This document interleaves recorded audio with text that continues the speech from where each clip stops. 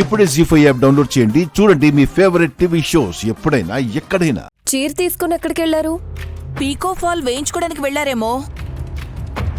మతగాని పోయిందంటే నీకు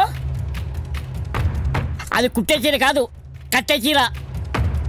పెద్దమ్మ ఎప్పుడో కట్టింది, మళ్ళీ దాన్ని తీసుకుని అమ్మవాళ్ళు బయటికి ఎందుకు వెళ్ళారనేదే డౌటు. స్వాగతం పలకండి మాతలు. రావమ్మ మాయమ్మ, ఇదే మా ఇల్లమ్మ.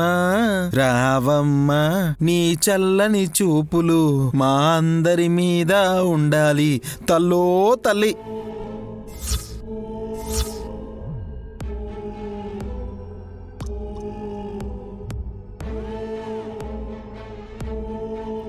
పెదబావు గారికి ఏమైంది? వీధి కుక్క ఏమైనా ఖర్చిందేమో. రేయ్ తిక్కదానా, అమ్మోర్ని ఇంట్లోకి ఆహ్వానించే నీ భర్తని అలా అంటే నీ కళ్ళు పోతాయి. అమ్మోరెక్కడున్నారు? నువ్వంత హైట్ ఉంటే పై పైన చూస్తావే, నారాయణ చూడు కనబడుతుంది. చేతిలో కలశం, దాని మీద ఉన్నది అమ్మవారు అనుకుంటా.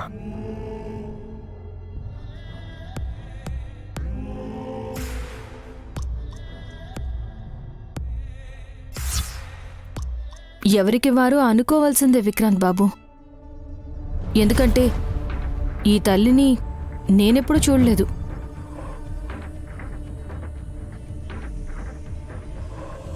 విశాల్, కమ్ కమ్, మా ఆయన వాళ్ళు ఏం పట్టుకొచ్చారో చూడు. ఏదో ఐటెం తీసుకొచ్చినట్టు పరిచయం చేస్తున్నావేంటక్క? అందరికీ తెలియాలి కదా చిట్టి. ఏం చేస్తున్నావమ్మా? గాయత్రక్క ప్రాణం విడిచాక తీసిన చీరని తిరిగి నేను కట్టుకోవాలంటే కట్టుబాట్లు ఏవైనా ఉన్నాయేమోనని స్వామివారిని అడుగుదామని వెళ్ళాం నాన్న. ఏ స్వామి? అఖండ స్వాముల వారిని కలిసాము.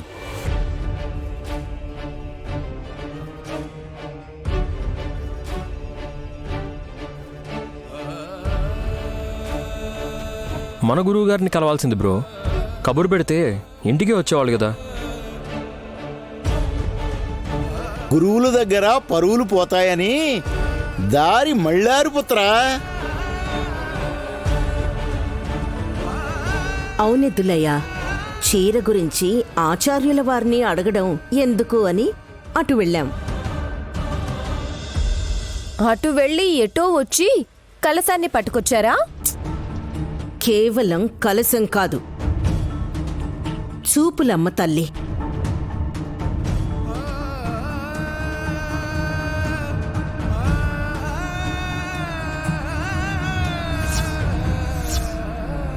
గ్రామదేవత అనుకుంటా.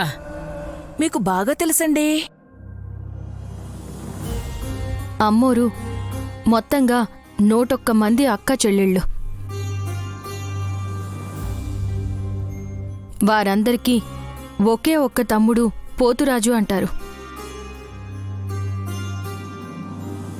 పోలేరమ్మ, ముత్యాలమ్మ, గంగమ్మ, గంగానమ్మ, బంగారమ్మ, గొంతానమ్మ, సత్తెమ్మ, తాళమ్మ, చింతాలమ్మ, చిత్తారమ్మ, ఇలా వరుస పెట్టి అమ్మోరు పేర్లు చెప్పగలను నేను. కాని ఎక్కడా చూపులమ్మ తల్లి పేరు వినలేదే. ఇప్పుడు పెట్టేద్దాం. అమ్మోరికి పేరు పెట్టేంత మొనగాడైపోయారా మీరు? మమ్మీ ఏమంటావు? మనం అనడువేంట్రా, అఖండ స్వాముల వారే చూపులమ్మ తల్లిని ఒకరోజు మీ ఇంట్లో ఉంచాలి అని సెలవిచ్చారు కదా.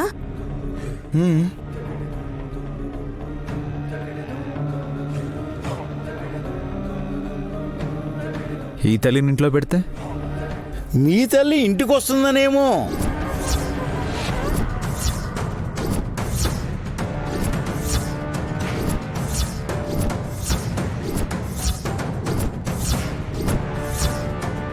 అంటే పెద్దమాత మనందరికన్నా ఒక అడుగు ఎక్కువ వేసి పునర్జన్మ ఎత్తిన గాయత్రమ్మ గారిని ప్రత్యక్షంగా చూడదలిచి ఈ చూపులమ్మని తోడుకొని వచ్చారు మాత.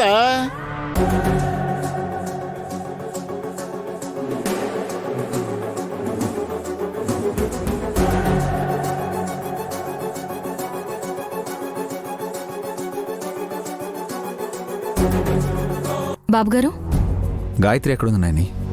హాసనక్క దగ్గరుంది, తీసుకురమ్మంటారా? పర్లేదు, ఉండ నువ్వు. ఊరికే అడిగాను. ఈ మధ్య మీరు గానవి కన్నా గాయత్రి పాప గురించి ఎక్కువ ఆలోచిస్తున్నారు, ఎందుకని? అలా ఏం లేదే.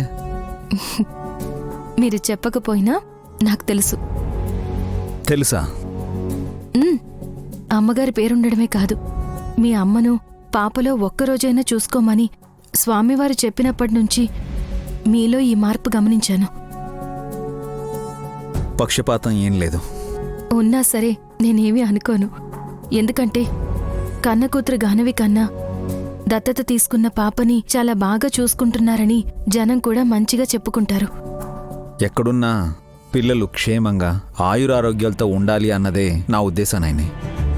తిలోత్తమత్తయ్య మాత్రం ఇంట్లో ఉన్న గాయత్రిని పట్టించుకోకుండా మిమ్మల్ని కన్న గాయత్రమ్మ గారిని ఎక్కడున్నా తిరిగి తీసుకురావాలని కంకణం కట్టుకున్నారనుకుంటా. ఎవరి ప్రయత్నాలు వాళ్ళు చేస్తున్నారు. అమ్మోర్ని కూడా ఇంటికి పట్టుకొచ్చారుగా. అమ్మవారేనా? మీకు కూడా అనుమానం వచ్చిందా? ఆహా, అలా అని కాదు. నీకెందుకు అలా అనిపించింది? చూపులమ్మ అని అత్తయ్య గారు చెప్పారు, కానీ ఆ పేరు గల అమ్మోర్ని నేనెక్కడా చూడలేదు, వినలేదు కూడా బాబుగారు. చూపులమ్మా అంటే? 2 అర్థాలున్నాయి. చూపు అంటే దృష్టి, ఇంకో అర్థం చూపించమని. మరి అత్తయ్య గారు తెచ్చిన ఆ తల్లి ఏం చూస్తుందో ఏం చూపిస్తుందో తెలియాలి.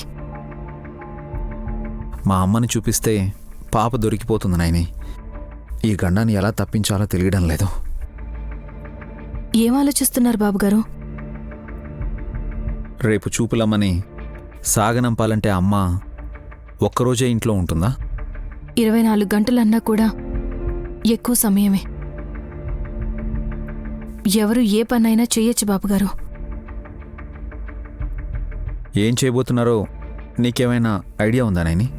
ఆహా, ఆ ఉద్దేశంతో చెప్పలేదు నేను. మంచి పనులు చేయడానికి ముహూర్తం గాని టైం గాని చూసుకోని అవసరం లేదు. చెడ్డ పని చేయాలనుకునే వాళ్ళకి ఎంత టైం అయినా చాలదు అని ఊరికే చెప్పాలనిపించి చెప్పాను. నైని ఇండైరెక్ట్గా నన్ను హెచ్చరిస్తున్నట్టు అనిపిస్తోంది. మీరు జాగ్రత్త పడితే బాగుంటుంది బాబుగారు, లేదంటే మిమ్మల్ని దోషించేస్తారు. ఇంకేంటి నైని? నాకు చాలా పనులున్నాయి, మీతో కబుర్లు చెప్పుకుంటూ ఉంటే ఎలా?